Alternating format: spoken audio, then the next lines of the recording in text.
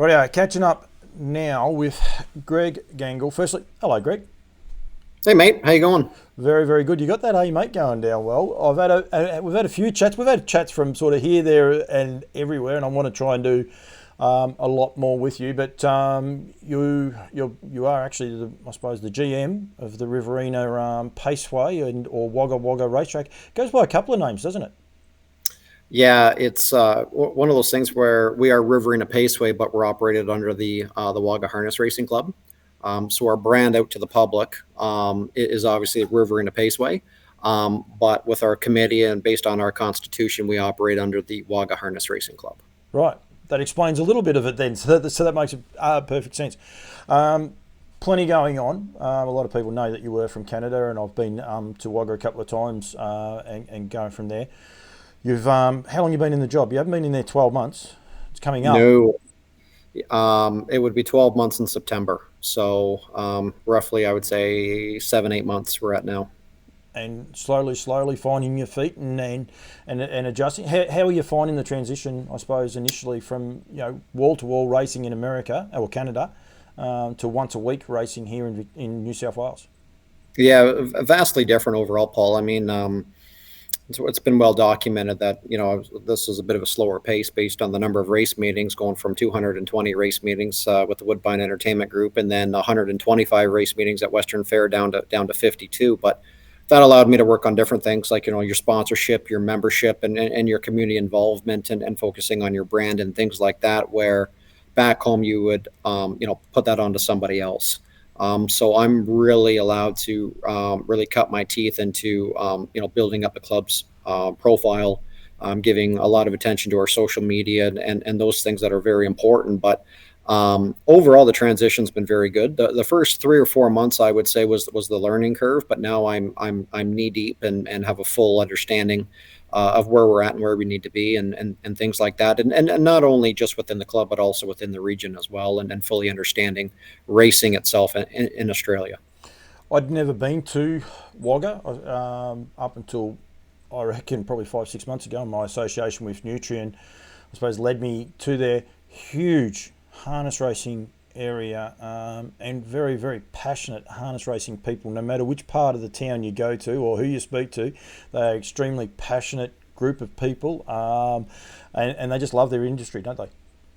Yeah, they certainly do. One of the first things that I noticed when we moved here was everybody has a horse in their backyard, whether it be a breeder or a trainer. It's quite funny. But to your point, there's a lot of participants in this region, even towards the Leeton Narandera way, that support Riverina Paceway. So you're getting a major mix of trainers, drivers, but also breeders as well. And this is probably, other than maybe Bathurst, the first or second biggest hub of racing with breeding in the region.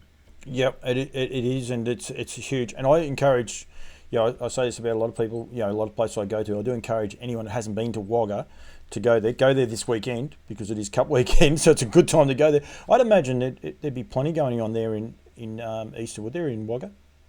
Yeah, it's a massive weekend. I was just on the phone with some media outlets earlier today, just promoting the championship racing. And the way that I describe it is, we have an opportunity to showcase racing in a form of excellence. We're celebrating championship racing, Group 1 in the Riverina and the entire region, for that matter. I think it's a phenomenal looking race meeting from top to bottom, especially when you're adding in the Wagga Cup along with the Oaks and other feature races. So it's not just so much of one or two significant group races. It's a very powerful undercard as well, and that's what we wanted to craft for this Saturday. Where there's something going on from top to bottom, and then of course our on track entertainment. It's going to be a family atmosphere, kind of like what we had with the dog races there just a few weeks ago, where there's something for the kids, there's something for adults, and that just brings the entire family out, and that's what we're striving to do. I was going to leave the dog races to last. We'll get onto the actual race card in a very quick minute. The Ducks Hounds or Dash Hounds, depending on who you talk to. I know there'll be one person, if I don't call it Ducks Hounds, I'll be in trouble. Another person, Dash Hounds. But were you blown away because I know quite a lot of people. Keith Cochin and Shelley Cochin, they actually trained a group 1 double, actually, I think last Saturday night. And those 2 horses would take second place to their dash hounds at their place. They absolutely love them, don't they? Like a lot of industry participants have them, and they just love them.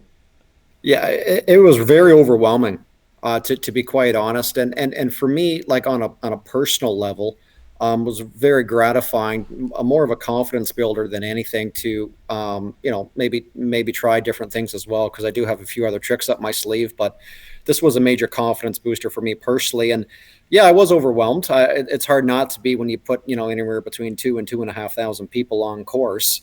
Just the response from the media and the social media buzz. We reached over 100,000 people on our social media platforms promoting this event. So it just goes to show the power of Twitter and Facebook. And the biggest thing is it's a free outlet that I think a lot of clubs and a lot of organizations maybe don't use enough of. But that's a different story. But we didn't spend $1 in advertising. It was all social media. And that just goes to show, when you come up with that niche creative type of idea and you get a new demographic out, and the response was of so many people that have never been here before that came out for the first time. And if we can get 10% of them to come back and enjoy the trots, we're better off as an industry. The winner of the Dash Hound races was from Wollongong. We had people here from Wangaratta. We had people here from Ballarat, and Sydney and Canberra. So they come from far and wide. So it was overwhelming, to be honest. But I had a great team behind me. We showcased it. Everything went extremely smooth, and I'm tickled to this day, and they're still talking about it in the city of Wagga. Oh, I'm sure they are. As I said, they are very, very loyal. I think I know about a dozen harness people here in Central Victoria that know about them and knew about what you were doing. You and I, we talk about it quite a lot, though. People need to think differently about promoting our industry and doing it in a different light. I'm strong on it. I think we need to think outside the square of, we've got a good card, which you guys have got on Saturday night. You've got to think outside, we've got a good card, the people will come. You've still got to be able to provide a reason for people to get there nowadays, don't you? Yeah, absolutely. And the primary focus is for that on-track entertainment in between races. The number one complaint is from families and punters is, that gap in between races. And you're never going to get away from it because it's due to your Sky time slots to maximize wagering turnover. And that's the number one driver in the industry. We all know that. So clubs need to take it upon themselves to say, hey, okay, how do we keep people entertained on course? So that's where, based on if you're a day meeting or a night meeting, you got to look at yourself and your club and say, what kind of demographic can we attract? We're primarily a Friday afternoon race meeting. So we're looking at the older demographic, knowing that families and children are not going to be here. Parents are working, children are in school. So that's the approach that we take. Night meetings are a little bit different, where you can be a little more creative.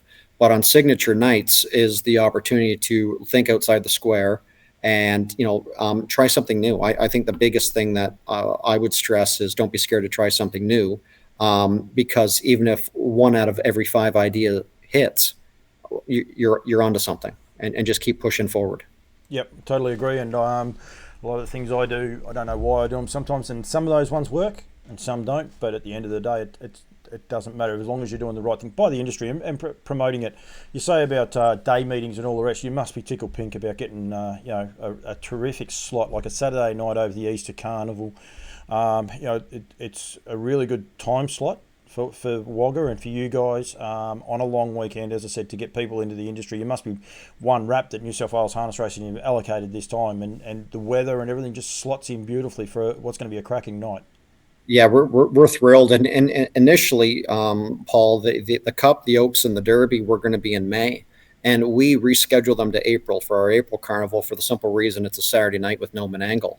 So all eyes are on us. So we really wanted to boost up that undercard and felt that there was going to be far more impact of shifting those 3 races to Easter Saturday. So that's going to really, really, in my opinion, add to the content and add to the overall buzz.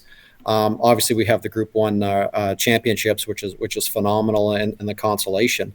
The Wagga Cup is absolutely spectacular. We got the Victoria Cup Winter Coming and Max Delight, and some phenomenal horses in good form. Another Victoria horse. Hi, my name is Jeff. We were going to have Majestic Cruiser come here, but he got invited to New Zealand for the race. So I don't know why anybody would go to a $900,000 race over the 30,000 Wagga Cup, but I know I'm just being smart. But and then we got a nice mixture of Bathurst horses. So for a punter's perspective as well, you got Victoria horses coming, you have Bathurst, and you have Sydney horses. So I think it's a punter's dream to try and study that form. I've got the Wagga Cup up at background. The other part of that you've got Nathan Jack, Chris Elford, you've got Jack Kellyanne, Cameron Hart, Fitzpatrick, James Rattray. You've got just a great spread of competitive A-grade drivers going all the way to Wagga. Yeah, and I got a little trick up my sleeve on Saturday night. I'm not going to say it here, but I got a little trick of how we're going to showcase our drivers. So you'll have to tune in, Paul. So we're gonna showcase them, and because when you have those type of drivers, the spotlight's on them, and again, as you mentioned, the Chris Alfords and the Nathan Jacks and the Cameron Harts and the list goes on. Jack Trainers here, Jack Halligan, an absolutely outstanding young driver. It's phenomenal to showcase these drivers on the biggest stage. It is indeed. Race 6, the race before, is the I'm going with Millbrae Quarries. Are they local quarry, I gather? Yes, they are, and they've been a loyal sponsor of ours for the last few years, and they're absolutely phenomenal. To reward them with the Group 1 final is a great fillet for sponsors, because we always got to look after sponsors. But a really, really interesting race. This is assembled, I suppose, and you'd be pretty excited about these horses as well, mate. Yeah, absolutely. There's a horse there I love, JOK. I've got a real soft spot for it. Yeah. I will say one thing. JOK was absolutely phenomenal. But I got to really hand it to Ideal Dan as well. Obviously, he benefits from the barrier draw. Earplugs were still in, and he was sensational. So I do think all eyes are on JOK. But Ideal Dan, based on his form and from what I seen last week, I think they're going to make a race of it. Absolutely. Race 5. We're going backwards for a reason, because I suppose we'll go from the Cup backwards. But great to have the mares. Well done to New South Wales Harness Racing for a Group 1 race for the mares. Got a terrific field of mares assembled. But I think it's one of those things, and I know with a couple of hats that I wear, but my other hat, Nutrien, they're big on looking after mares to be able to grow their selling product, if you like. And I think if all states can embrace this, to have a Group 1 mares race at a regional racetrack, I think that's huge too. I really do like that. Yeah, you brought up a really good point. One of my findings when I first arrived was that there's not enough races dedicated for mares. So I certainly agree with that statement. And just looking here at the Ladex, Ladex is a sponsor for the mares, and Antonia. Obviously, all eyes are on her. Nathan Jack drove her last week, and obviously, picture perfect, and Jack Trainer's back aboard the regular pilot. But you know what? I do think the race goes through her. But at the same time, she draws the back roll based on the rated system. And you got $100,000 on the line, Paul. So I don't think they're gonna hand it to her. No, definitely not. Antonia last year, she's a horse that pops up at the right time for everyone. There was quite a few connections had relations to hers going through the sales, and she started winning at the right time. And yeah, she'll do the job again for David Thorne and the crew. There's no worries there. She's a beautiful mare. And then great field for Ben Stud. I actually got one of their hats here somewhere. Ben Stud, Wagga Oaks. It's one good that Ben Stud come on board, because they're a little bit way away from you both directions. It's about 3 and a bit hours from Shepparton, and probably the same from where he lives. I forget the name of the place. I keep getting it wrong. But it's good that they're sponsoring you and getting involved. Yeah. Craig Judd and the Ben Stud family have been absolutely terrific coming on board this year as a sponsor. And when we first had discussions, it was a very quick and easy one. They're very quick to hop on board, and we certainly appreciate their support, and they wanted to have the Oaks to support the fillies, and good on them for that. So you switch your hats. There you go. I think it's spectacular that we're getting a nice mixture of those 3-year-old fillies as well, because at some point we know that they're all going to go off to the breeding shed. Yeah, definitely. And I have a great association with the likes of, actually didn't move that page, I'm very sorry. There's the Oaks field there. The guys with Just Hope as well, Loris and Bloodstock and the likes as well. So, yeah, really, really good. It is a good field, mate, but at the end of the day, it's about racing. You and I, the card will sell itself, but it's just about people going there and enjoying the experience. The layout you guys have at Wagga is sensational. It's new, it's fresh, plenty. The one thing I love at racetracks, plenty of green grass, people to go and get themselves a nice quiet ale, sit down on the grass, enjoy the festivities, be able to see the horses. They can walk over, see the horses parade. They're up above them. It's just got a great setting and great feel to it, hasn't it? Yeah, exactly. And the one thing that I'm kind of looking forward to is to seeing what kind of times they run on Saturday. Our track is, in my opinion, a very extremely fast oval. So I'd be very curious to see what kind of times they've run. There's a few people on social media already kind of talking about if that track record is in jeopardy. It all depends on the first two quarters, in my opinion, if it's going to be broke or not. But the talent is there to do it. The current track record, I believe, is 50-2 or 50-3. But you got Max Delight and Hi, My Name is Jeff, and it's very deep in talent. But again, you talked about just the complex that we have here. It sells itself. The race meeting with the product sells itself, and we're just overall and speaking in general, can't wait to celebrate a night of championship racing here in the Riverina. It was very clever. I'm not sure who did it, but they put up basically RIP, the horse's name and the track record. And I was like, what are they talking about? And you go and just saw the Noms and you're like, okay. And that was before the field was drawn. That was just the Noms when the Noms came out, wasn't it? We had such a demand. It was actually quite overwhelming. We knew that we were going to get a lot of Sydney-based horses based on the rated system, but we had so many Noms. And actually, here's the cup. I should maybe put it right there, a little photo op. We had so many Noms that we wanted to come up with a consolation as well. So we have a Wagga Cup, and then we also have a Wagga Cup consolation because we just didn't want to turn those quality horses away, and we also wanted to showcase them on Saturday as well. No, absolutely, mate. I'm sure you've got a few ideas. I can't believe you're not telling me that other one. I was going to be there live streaming it, but just a few commitments and probably a little bit of late knowledge and notice it made it a little bit tricky for me to be able to get there. And I was a bit upset that I'm not going to be there, but I'm sure you're going to have a great day. The one thing you guys do, and I really congratulate you for it, you have a couple of the locals give their tips, people that know the racing, know the local horses and that. I would imagine that there's going to be that same preview will be put out prior to the meeting? Yeah, absolutely. Grant Coeli last week stepped in and did a lot of pre-race interviews and did an absolutely sensational job. It's so important to get this type of quality information to punters. I can't stress that enough.